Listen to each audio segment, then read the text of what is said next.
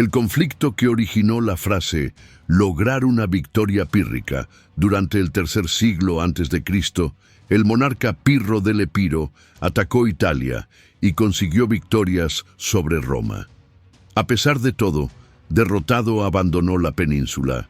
¿Cómo sucedió ese desastre? Al final del cuarto siglo a.C., las urbes del sur de Italia, antiguas colonias helénicas que formaban la conocida Magna Grecia, empezaron a experimentar la creciente presión del nuevo poder que surgió en el corazón de la península itálica, Roma, Tarento, una gran y floreciente ciudad que ejercía un tipo de protectorado sobre las demás comunidades griegas. Ratificó en el año 303 a.C. un acuerdo con Roma que prohíbe al ejército romano atravesar el Cabo Lacinio, actual Colonna, junto con la ciudad de Crotona.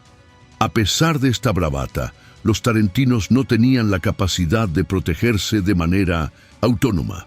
Poco preparados para enfrentar la crudeza de la vida militar, desde hace mucho habían otorgado su protección a ejércitos de mercenarios provenientes de Grecia, bajo la dirección de generales con experiencia. Por esta razón, los tarentinos designaron a un general griego de gran reputación para encabezar la guerra contra Roma, el cual era ni más ni menos que el rey Pirro de Epiro. Pirro, orgulloso de su linaje, se consideraba descendiente de Aquiles. Había evidenciado sus habilidades militares, luchando en los ejércitos de Antígono y Demetrio, ex generales de Alejandro Magno, y fortaleciendo su propio reino en el norte. Incluso había luchado sin éxito por tomar el avariciado reino de Macedonia. Cuando tenía 38 años, en el año 280 a.C., recibió la propuesta de Tarento. La aceptó incondicionalmente, con la aspiración de ver realizados sus sueños de gloria en un nuevo contexto, el occidente griego. La invasión de Italia durante la primavera de ese año, Pirro arribó a Tarento con 3.000 caballos, 20 elefantes, 20.000 militares de infantería, 2.000 arqueros y 500 honderos armados. Cuando un ejército romano, bajo la dirección del cónsul Levino, arribó a Lucania y estableció su campamento a orillas del Siris, próximo a la ciudad de Heraclea, Pirro se encaminó hacia él sin aguardar la llegada de las fuerzas aliadas. Los griegos nunca habían luchado contra los romanos, y el monarca se maravilló al observar la estructura ideal de su campamento. «El rigor de estos bárbaros no es característico de ellos», exclamó.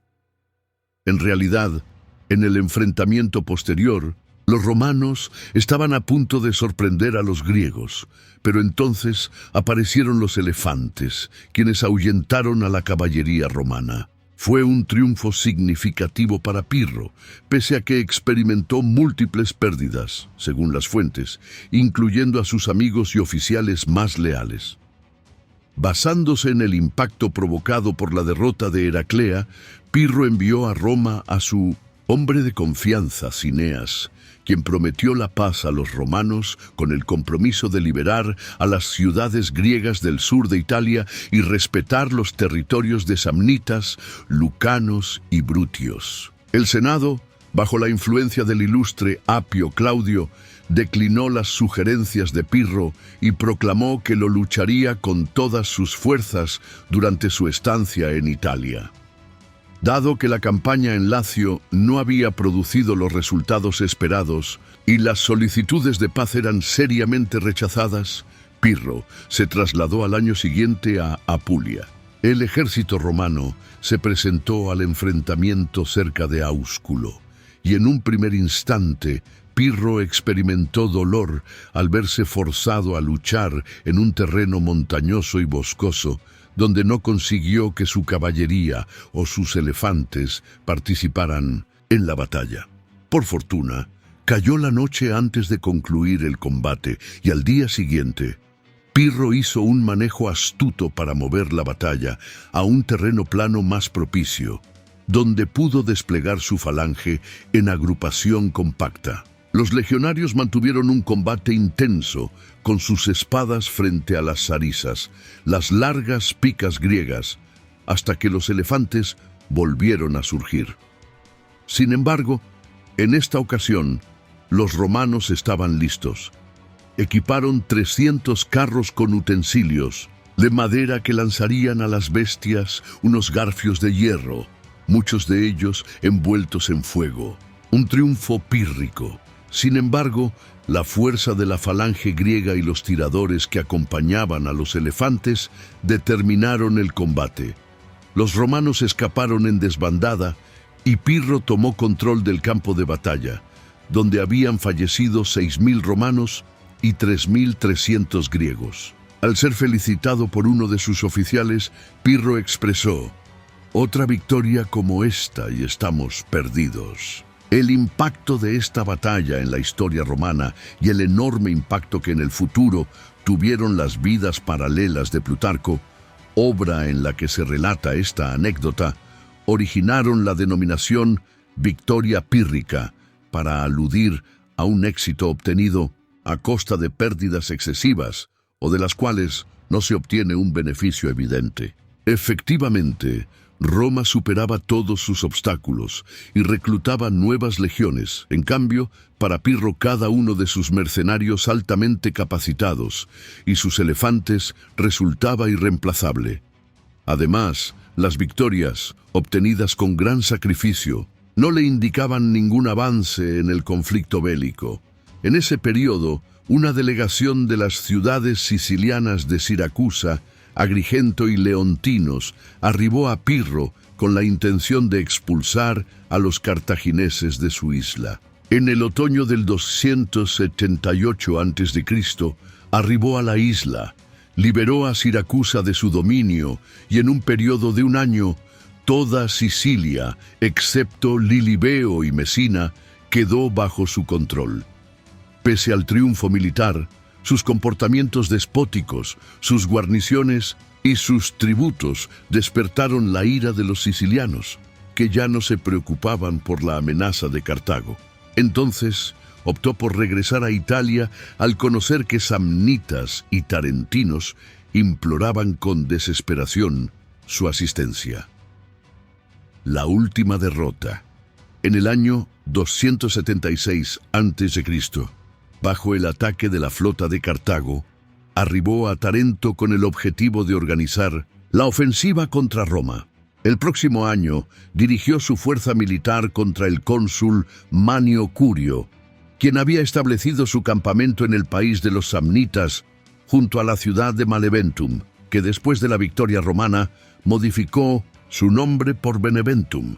Después de un intento de ataque infructuoso de Pirro, Manio efectuó un fuerte ataque que generó la inquietud entre los militares de Pirro.